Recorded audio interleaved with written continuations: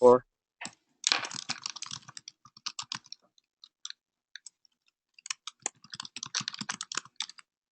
there? Are you there?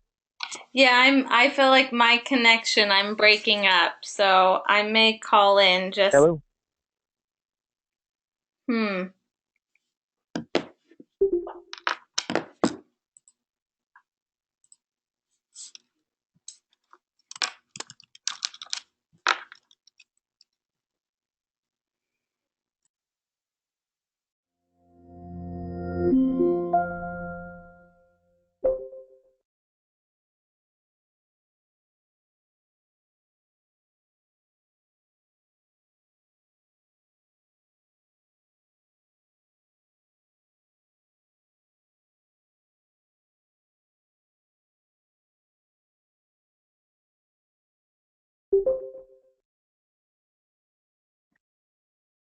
Are you there?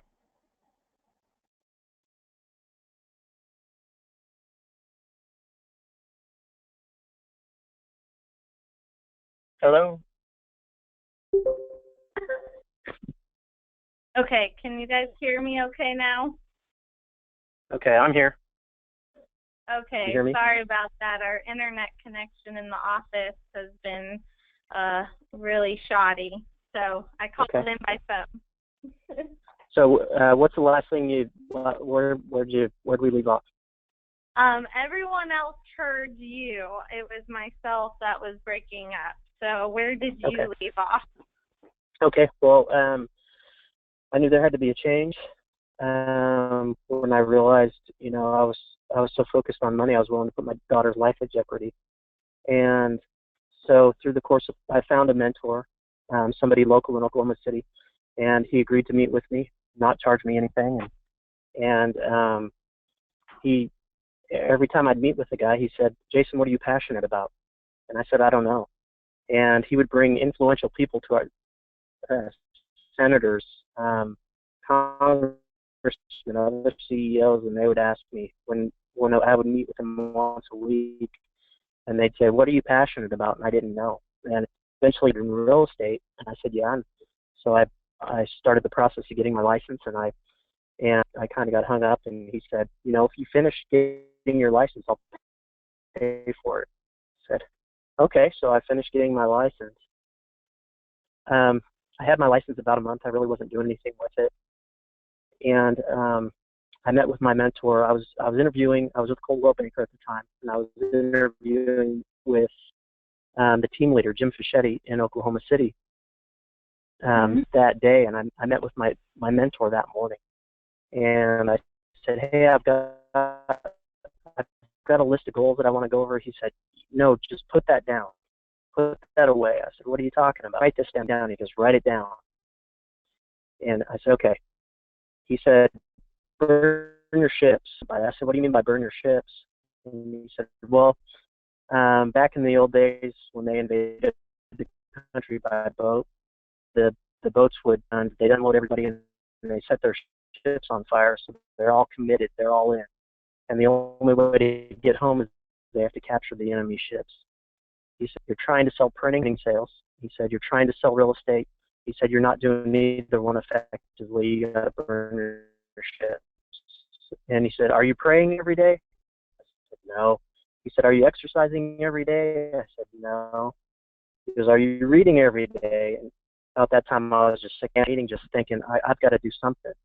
And I was listening to Dale Carnegie. Um, Jim Fischetti was talking about going all in and being committed to the team leader at Keller Williams. And he came in, he said, "I'm here to meet with you as your business consultant." He goes, "Do you have any money in the bank?" I said, "No." He goes, "Are you working part-time in real estate and part-time in selling printing?" I said, "Yeah." He goes, "You need to burn your bridges."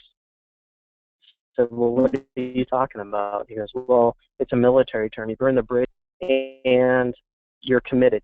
You're going all in. There's no retreat." I said, "You didn't just," I told him about my mentor and so I got off, I left that meeting that we're going into real estate. We're going to refinance the house, take out enough cash to live on for a while. If we don't sell anything for a year, we should be we had a few $1,000s. Thought that would be okay. um, and we just went all in. And my first year I sold 26 houses. My second year I sold 54 houses, 57 houses. My third year, 50 and 20. That is one of the that I did, and a productivity coach, Cindy Clark-Free. She, I first time I met with her, I just said, "Tell me what to do, and I'll do it." And I did it. I went through probably 3 pairs of shoes. I wore holes in the soles, knocking on doors. I was calling anybody and everybody that I knew.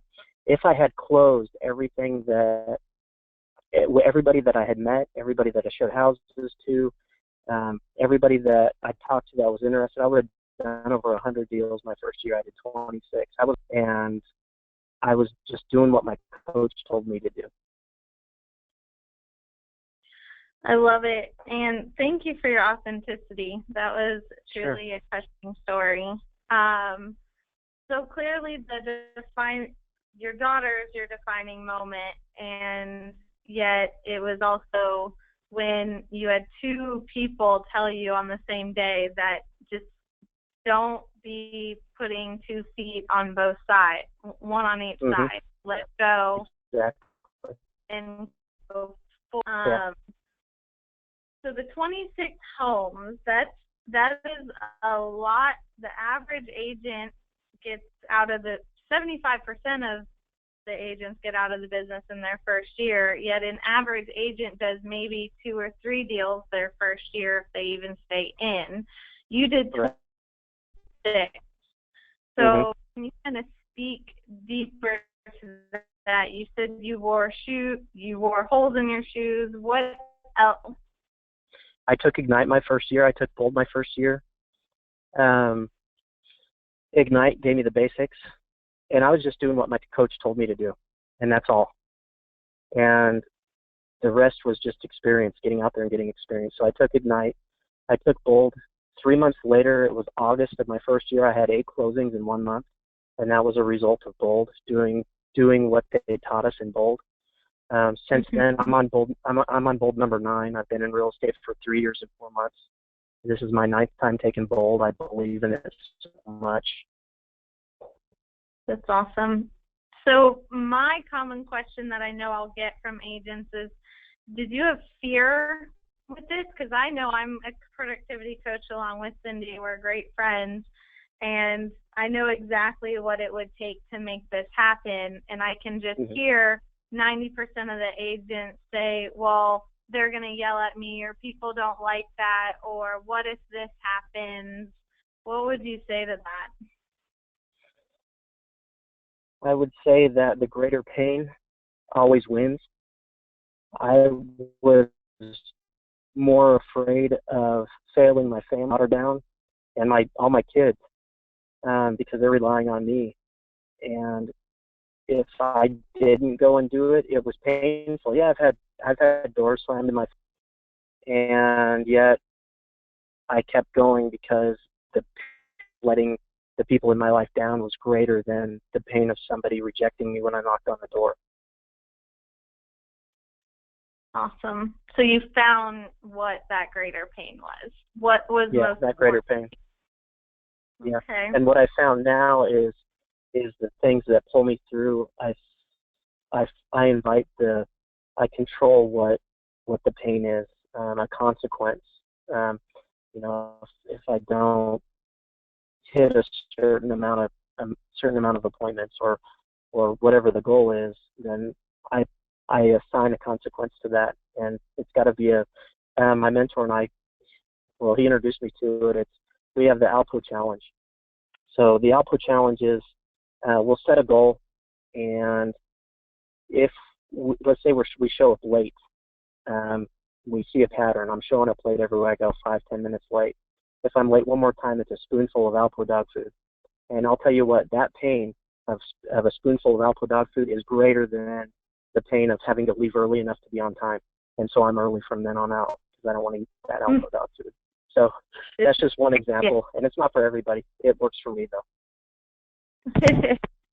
Find that accountability piece that whether it's pain versus pleasure. Yep. So you are definitely a fit for the conversation around communication then, because you've done 26 home journeys. I'm going to ask you some questions around how you want to just start with, what is communication? That simply. Well, if you're not talking to somebody, they're not buying a house, and they're not selling a house, and they're definitely not going to refer anybody to you. If you're not talking to people, communication is just all about expectations. That's all. Expectations how?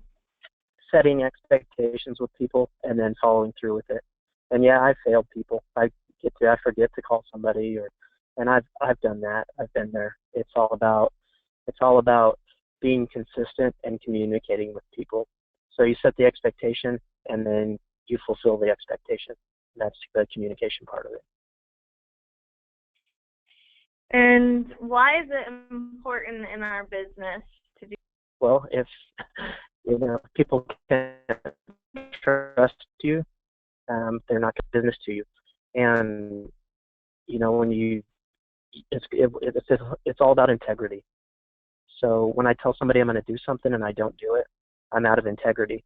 And when people see that, then they wouldn't want to do business with me. They're not going to refer people to me. So that's why it's so important. And it could cost me money. It could be money out of my pocket, or it could be unrealized income because I didn't follow up when somebody gave me a lead when I said I would.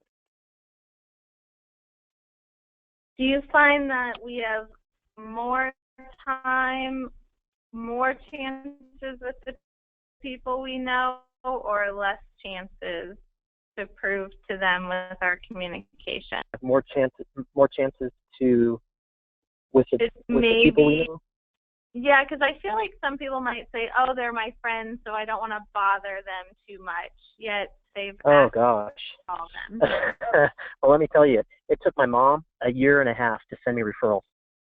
A year and a half, just because of her personality. She didn't want to bother the people that she knew. She said, "Well, I'll give them your name and number, but I'm not going to give you their number because I don't want you to call them and bug them." And so it took a year and a half before she would actually give me a name and a phone number. So there's always opportunity there. I was always asking, when we're making 20 contacts in bold, 20 contacts a day, my mom, she got tired of me calling her. So I was calling my family members, calling the people that know me and trust me, because if I'm going to say the wrong thing or I'm going to do the wrong thing, what better audience than the people who know me and trust me, or know me and like me for that matter. And did anyone test you out or hurt you because you did that?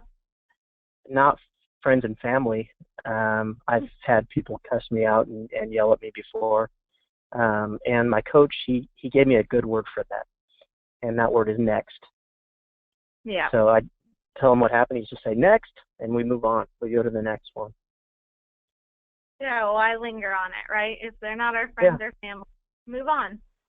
Yeah, exactly. So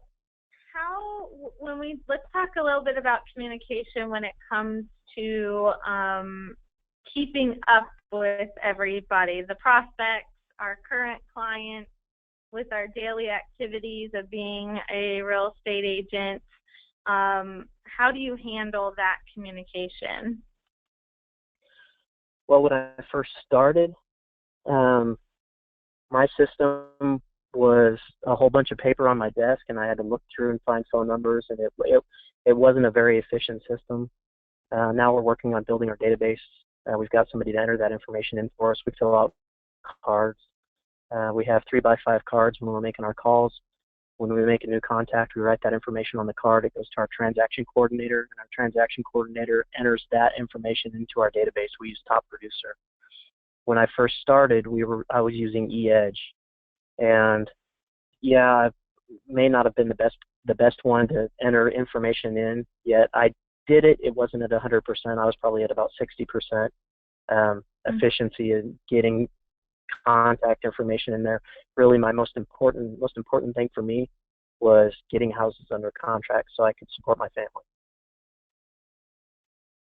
So did you kind of funnel through who was the most important people to stay in contact with, or did you talk to Yes. everybody? Yeah. I was looking for business. I was hungry for it. So first of all, anytime I even had a sense that somebody wanted to buy or sell or invest in real estate, I was calling them. So that leads me to this. When I just had that feeling I needed to call somebody, and I still do this, when I'm thinking about somebody comes to my mind, for whatever reason, I just have the feeling I'm going to call them. And the majority of the time, there's a reason I was supposed to call them, and I take action when I hear that voice inside speak to me, or I just have that feeling. I'm calling those people. Also, the people who know me, like me, and trust me and support me, they're the people that get phone calls regularly.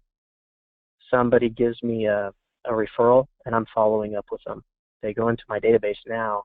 Back then, my system wasn't as efficient, and I had it written down. That was my system when I first started. My coach told me, put it in the database, follow up on the database, and I did make database phone calls. However, there's so much that we're given when we first start real estate. That was probably one of the things that wasn't as high a priority as far as learning scripts, showing up every day, knocking on doors, calling people that I know. The database is a piece that I added later. Okay. And would you still say that those are your top things that you should have been doing?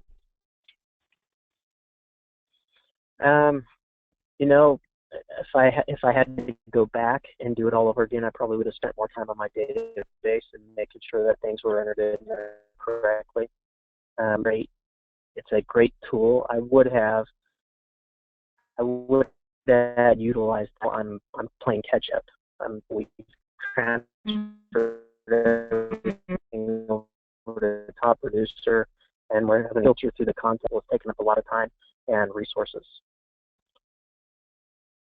As you got busier, so you said 26, 54 your second year. So 7 my second year, 54 my third year, and we're on track for 120 this year.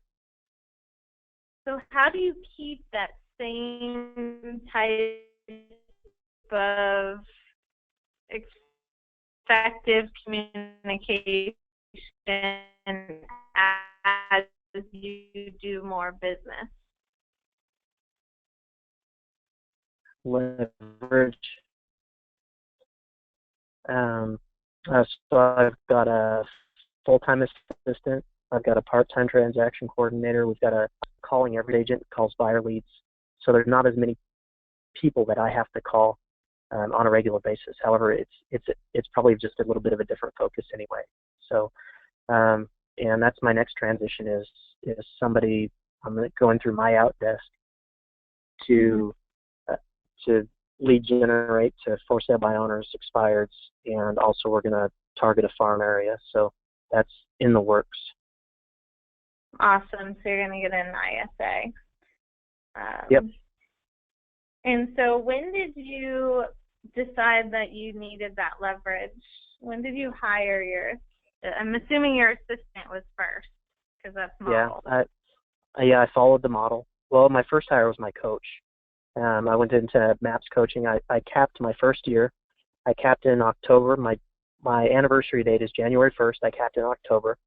So I had a couple months at 100%. I hired a MAPS coach, a mastery coach, and it was a pretty big hit to take. I felt it for the first 3 or 4 months, the cost of having a coach. However, after that, I don't feel it anymore because the income's coming in to justify it. So I hired a MAPS coach. That was my first hire. I had my MAPS coach a year, and then I hired my first assistant. So I did 57 transactions pretty much on my own. There was a guy in the office who was doing transaction coordination. He was charging me $250 a file. So he was my transaction coordinator. I pay him $250.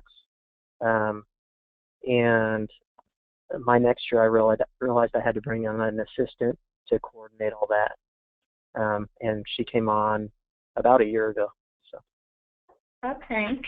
So yeah, you got the maps coach, and then it's called a transaction coordinator to help with files. Because I was gonna say, I need to know who you are if you're doing 57 deals with no leverage at all. Yeah, I got to about family. yeah, I got to about 30 or 40 deals, and that's when I started paying a transaction coordinator. Okay. A few more questions that I kind of feel like the agents that I know are on the call may be wanting to know. So you did a lot of door knocking. How did you decide where to go, what to say, and how did you stay following up with those people? Okay, door knocking. I was knocking on doors around my listings, around other people's listings, other companies' listings, because they aren't door knocking. In Oklahoma, it snows, so I door knock in the snow. Adverse weather is the best time to door knock because people are home and they really see it as they look at me as somebody who's getting after it, and so they're more likely to give me information, or if they're going to list their house, they're gonna hire me because I'm out doing it in the weather. So what other realtors are doing that? So it's a great opportunity. So then I follow up with them. How did I choose the neighborhoods? It was just my listings. I'd door knock around, or other people's listings. I'd get out a couple times a week and knock on doors, at least, 3 or 4 hours of door knocking. And so I'd take my sheet, I'd ask my questions, I use my scripts and say, hey, we got a great listing around the corner. It's a great time to choose your neighbor. And, would you like more information on the neighborhood? And actually, I'll send some information to you about this house. Some of the scripts I'd use. Others, I'd find a house that went under contract with multiple offers. And I don't know what Houston is like. I know Oklahoma City, there's a lot of houses with multiple offers. So I would door knock around those houses with multiple offers. I say, hey, we got some disappointed buyers.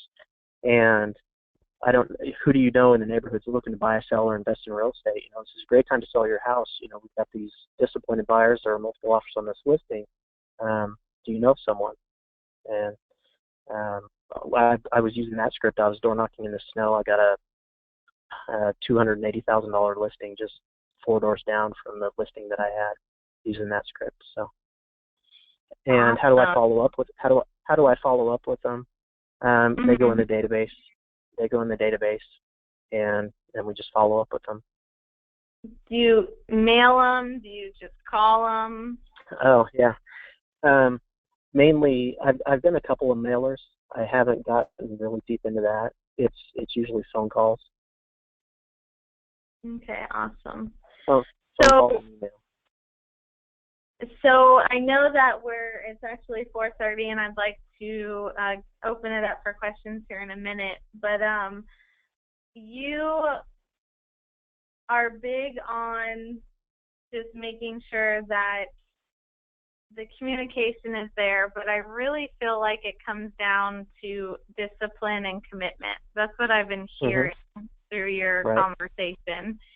There's really no special techniques other than you intend to stay in integrity, and if you don't, you make up for it, and yet that's what you do every day, is you commit to a discipline and your goals and your family. Right. Is there one or two things you would say to these agents who are either just starting out or looking to kickstart their business right now? Well, assuming everyone's in a coaching program, if you're not, have a coach, and then do what the coach tells you to do. That's probably the biggest thing that helped me. I just did what my coach told me to do, and it worked. And I didn't have to reinvent anything. I tweaked things a little bit to work for me and my personality. At the same time, I just did what they said. And mainly that was show up every day. So I show up every day at the office. I'm there, Monday through Friday. I'm there. Show up every day, learn the scripts. Our team leader was big on scripts when I first started. And so imagine walking into an alley and there's 5 guys around you, and They all want to kill you. Which one are you grabbing onto? Because one of them's going to die. And I look at that as, what am I going to grab onto as a newer agent or a struggling agent or wherever I am in my career? What am I going to grab onto that can have the biggest impact at the time? And that's what I'm grabbing onto, and I'm holding on tight. And all the other stuff I'm not going to let distract me. And if I am distracted, it's not going to be for long. I'm going to get right back on it. So showing up every day, learning the scripts, and then knowing the contract. So whenever something comes up with a contract, I make sure that I study that section of the contract until I know all the gray areas. I know it up one side and down the other, so I know how to negotiate. I can talk with authority, speak from authority over the contract. I know my scripts, and I show up every day. Those are probably the most key elements. Awesome. Well, I really appreciate your time, and I'm not going to turn it off mute for everybody because that could be chaos. And yet we have a chat feature, so if anyone has a question for Jason, I will ask. You can go ahead and type it in, and then I'll ask them.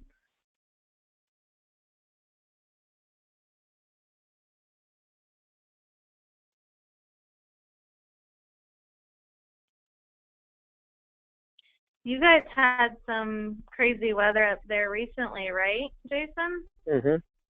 Yeah. Everybody. There's a lot of good stuff. Sounds like a great place to live. It is. The people are great. We got a question. How do you motivate yourself on those down days? I show up, and that's all. I just show up. I make a commitment to be there. So when I have people counting on me to be there, whether I feel like it or not, I show up. And even there's a great book called The Four Agreements, and one of the agreements is always do your best. I think that's how it goes. Always do your best. So whatever I'm feeling, if I'm not feeling motivated or I'm feeling motivated, I can do my best at any given time. Now, when I'm motivated, my best is probably better than when I'm not motivated. However, I'm doing my best in either case.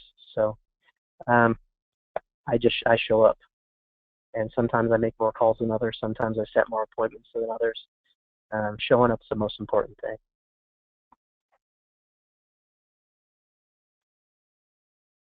Perfect. Anyone else? Any other questions?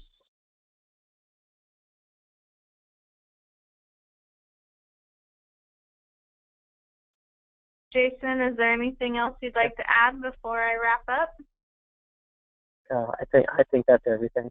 That's everything. Okay. Well, I really appreciate everyone's time, and I hope you got some good little nuggets from Jason out there. And again, thank you for your authenticity. That's such an amazing story. And for those of you who are with Keller Williams, first off, you have officially tied me on the number of bolds, and yet you've been in KW 1 year less than me. So kudos to you.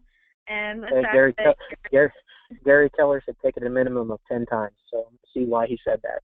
That's my goal. Yeah. Yeah, now he's saying 20. So you ready for that? Oh, shoot. I'm in. He upped it to 20 now that people are doing it like 14 times. Yeah. Yeah, for you to drive 3 hours to take bolds, that is crazy discipline and commitment. So kudos to you, and I'm so glad I get to know you and have this conversation. So thank you, everybody, and thank you, Jason. And we'll get my the report. pleasure. Thank you. There. Okay. All right. Have a fabulous Tuesday. All right. Thanks, Lana. Thank you. Bye. All right, bye.